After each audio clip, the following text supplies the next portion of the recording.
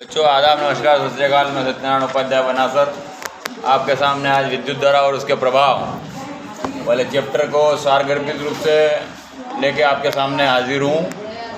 मैं आपको बता दूं कि जिस प्रकार जो भी हमारे विज्ञान के वीडियो आपके सामने आ रहे हैं वो ओलंपियाड और मेंस कम मेरिट में बहुत लाभ करेंगे, क्योंकि इन्हीं से क्वेश्चन निकालेंगे। वो कहीं ना कहीं इन्हीं में से क्वेश्चन निकालेंगे, इसलिए मेरे वीडियो को अत्यधिक लोगों तक पहुंचाने की कोशिश करें, क्योंकि 6, 7, 8 का जो विज्ञान होता है वही विज्ञान जो है कॉम्पिटिटिव यानी कि एमपी पुलिस, पटवारी, एसएससी, रेलवे, बैंकिंग में भी पूछा जाता है। इस कारण से जो है आप ये ज़्यादा से ज़्यादा सब्सक्राइब करें और ज़्यादा से ज़्यादा लोगों तक पहुँचाएँ। विद्युत धारा और उसके प्रभाव के बारे में यदि हम बात करें तो आपने सेल देखे होंगे। सेल का जो ऊपर का जो टोपी वाला भाग होता है वो प्लस आवेश होता है, और नीचे वाला जो आवेश होता है माइनस आवेश होता है। और दो सेलों को जब हम संयोजित करते हैं, 2 या 2 से अधिक सेलों को यदि संयोजित कर देंगे तो वो एक बैटरी कहलाएगी। और जो है बैटरी बनाने के लिए हम एक सेल के प्लस सिरे को दूसरे सेल के माइनस सिरे से हम जोड़ते हैं। वो ये बुक में जो है प्रतीक दिए गए हैं। मैं कैमरामैन से कहना चाहूँगा बताएं थोड़ा। ये सेल का ये प्रतीक होता है, और उसके बाद में जो है बल्ब का यह प्रतीक होता है, और जब कुंजी या स्विच ऑन होता है तो उसका प्रतीक ये होता है, स्विच ऑफ का प्रतीक ये होता है, बैटरी का प्रतीक ये होता है, और संयोजित तार के प्रतीक होते हैं। ये रियली लाइफ में ऐसे दिखते हैं और इनके प्रतीक विज्ञान में ऐसे बताएगा। ठीक है, अब वापस तो इस प्रकार से जो होता है। और एक बैटरी हम इन्वर्टर के रूप में भी हमारे घर में देखते हैं। इन्वर्टर भी एक प्रकार की बैटरी है, लेकिन वो एक ऐसी बैटरी है जो चार्ज हो जाती है।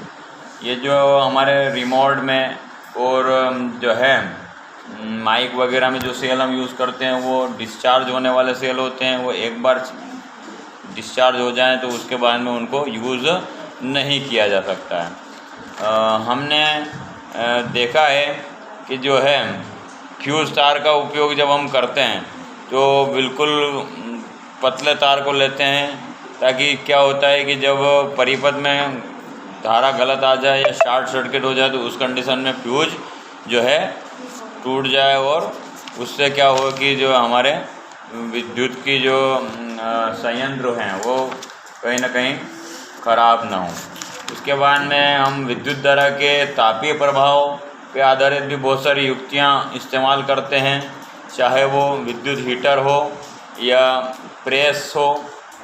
सब में हम विद्युत धारा के तापीय प्रभाव, the heat effect of the electricity, इसके बारे में हम चर्चा करते हैं। मतलब इनका उपयोग करते हैं। विद्युत हीटर है या रूम हीटर भी जो होता है, जो हमारे ठंड में हमारे कमरे को गर्म करने के काम में आता है। विद्युत इस्त्री या प्रेस जो होती है वो भी विद्युत धारा के तापीय प्रभाव पे काम करती है। उसके बाद में बल्ब जो होता है वो विद्युत धारा के प्रकाशीय प्रभाव विद्युत धारा को प्रकाश ऊर्जा में व्यक्त करता है। हीटर जो होता है वो विद्युत ऊर्जा को ऊष्मीय ऊर्जा में परिवर्तित करता है।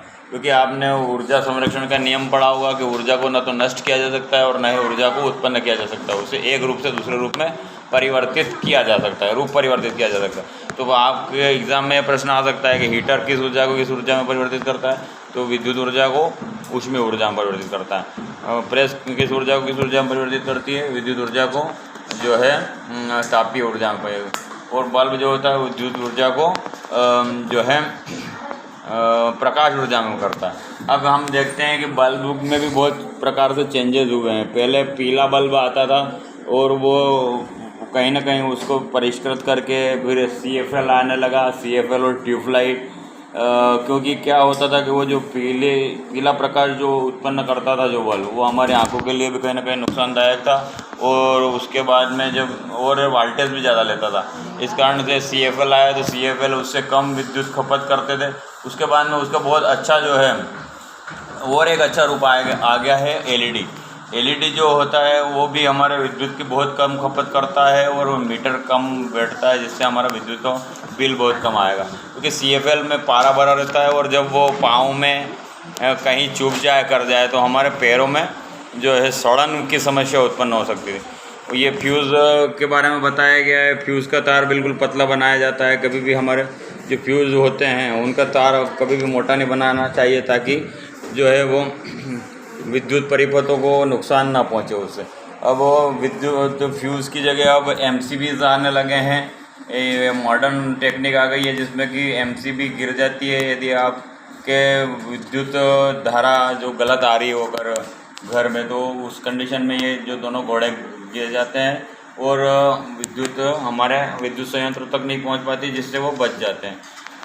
हेंसी क्रिश्चियन आर्स्टेड जो होते हैं, उन जो एक वैज्ञानिक थे, उन वैज्ञानिक ने विद्युत धारा के चुंबकीय प्रभाव की खोज की थी। और विद्युत धारा के चुंबकीय प्रभाव पे हम विद्युत घंटी को चलते हुए देखते हैं। और इसी प्रकार से जो ये पार्ट आपको लाभ करेगा। उसी प्रकार से विद्युत चुंबक का उपयोग हम क्रेनों में भी करते हैं, जहाँ कचरे से विभिन्न लोहे के सामान को हम जो है उठाने का काम करते हैं। ठीक है, तो आशा है कि आपको बहुत अच्छी तरीके से ये सारी चीज़ें समझ में आई होगी। और विद्युत धारा अब मैं थोड़ा सा बता दूँ, विद्युत के उपकरण बहुत सारे जो होते हैं वो किस ऊर्जा को किस ऊर्जा में परिवर्तित करते हैं। जैसे पंखा है या जो है विद्युत मोटर है, तो वो क्या करते हैं, विद्युत ऊर्जा को यांत्रिक ऊर्जा में परिवर्तित करते हैं। उसी प्रकार से जो है पवन चक्की, वो पवन ऊर्जा को विद्युत ऊर्जा में परिवर्तित करती है। माइक्रोफोन जो होता है वो ध्वनि ऊर्जा को विद्युत ऊर्जा में, और फिर विद्युत ऊर्जा को ध्वनि ऊर्जा में परिवर्तित करता है। उसी प्रकार से जो है जो जनरेटर होता है, वो जनरेटर यांत्रिक ऊर्जा को विद्युत ऊर्जा में परिवर्तित करता है। तो इस प्रकार से ये आप इसे बहुत अच्छे से करें, और आशा है कि आपको अच्छा लगा होगा, आप इसका लाभ लेंगे। मिलते हैं किसी अन्य टॉपिक के साथ, तब तक जय हिंद, जय Bharat. Subscribe more and more my channel.